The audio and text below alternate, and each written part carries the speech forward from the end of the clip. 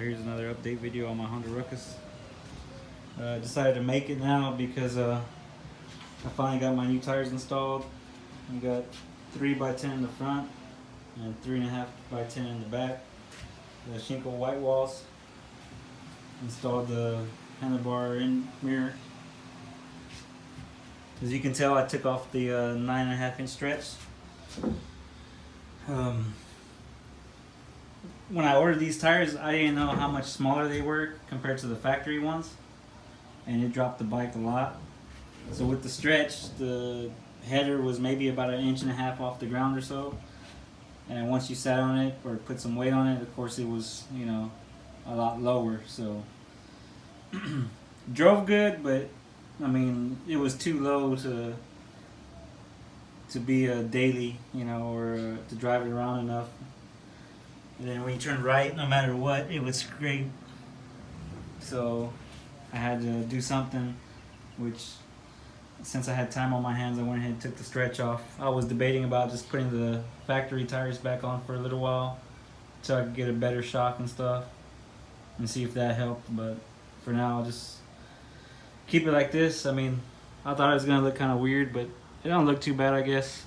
With these tires, you keep the low look, and having all the plastics, you know, it don't look too bad. I'll have to redo the wiring to the handlebars, of course, because now I have too much slack. So that's just something to think about when you're putting on a stretch and buying new tires. Like I said, with the factory tires, I didn't have a problem with the ruck shop stretch, so I'm not gonna say the stretch is that bad, but you know, it's just something to think about. Or if you're going with 12-inch rims, you might, you know, you'd probably clear the header and wouldn't have a problem either. Also, after taking it for a test drive, I lost my top speed. It went to about 42, 43. You know, I was at 47. And it kind of reminds me of when I had the 5-gram sliders.